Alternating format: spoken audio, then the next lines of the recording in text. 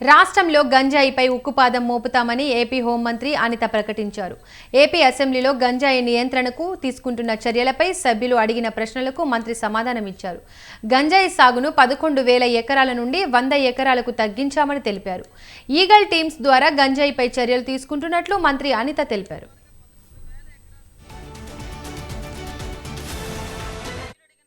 ప్రకారం అధ్యక్ష, గంజాయి సాగు గత సంవత్సరాల్లో సుమారుగా 11,000 ఎకరాల నుంచి ప్రస్తుతం సాగు దగ్గర మనం చూసుకుంటే 100 ఎకరాల కన్నా తక్కువగా ఈరోజు గంజాయి సాగు ఉండడం చెప్పడం అనేది నిజంగా మనం గర్వపడే విషయం అధ్యక్ష. ఎందుకంటే సుమారుగా 11,000 ఎకరాల నుంచి ఈరోజు 100 ఎకరాల కన్నా తక్కువగా గంజాయి సాగు ఉండే పరిస్థితి ఉంది. దాన్ని కూడా నిర్వీర్యం చేయడానికి ఇప్పుడు ఈగల్ టీం ఏదైతే ఉందో గౌరవ చంద్రబాబు నాయుడు గారు మన సీఎం గారు ఏర్పాటు చేసిన ఈగల్ టీం కూడా దాని మీద కృషి చేస్తుంది అధ్యక్ష. మాదక ద్రవ్యాల మీద కఠినమైన నిబంధనలు అమలు చేయడం వల్ల అధ్యక్ష అరెస్టుల సంఖ్య కూడా చాలా పెరిగింది అధ్యక్ష.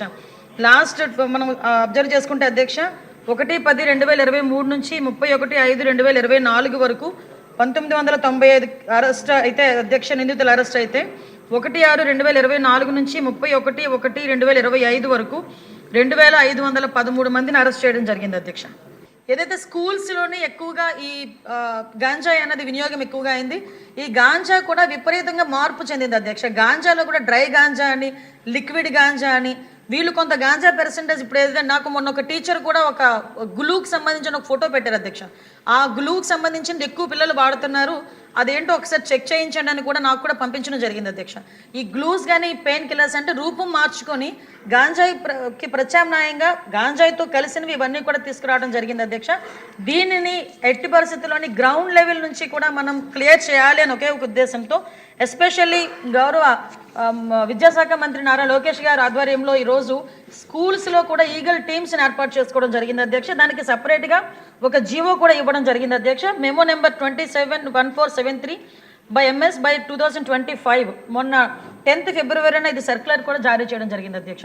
దీన్ని బట్టి స్కూల్స్లోని కూడా ఈగల్ టీమ్ని ఏర్పాటు చేయడం, ఈగల్ టీం ద్వారా చిన్నపిల్లలకి కూడా అవేర్నెస్ క్రియేట్ చేయడం, ఎవరైనా ఇటువంటి బారిన పడి వాళ్ళు ఇబ్బంది పడే పరిస్థితులు కానీ అవతల వాళ్ళు ఇబ్బందులు పెట్టే పరిస్థితి కానీ వస్తే ఆ ఇన్ఫర్మేషన్ కన్సల్ట్ టీచర్స్కి ఇవ్వడం, హెచ్ఎంకి ఇవ్వడం, వాళ్ళని డీఅడిక్షన్ సెంటర్లోకి కూడా వాళ్ళని పంపించి ఏర్పాటు చేయడం, ఇదంతా ఒక ప్రొసీజర్ ప్రకారం చేయడానికి ఈరోజు గవర్నమెంట్ కూడా సిద్ధపడింది అధ్యక్ష.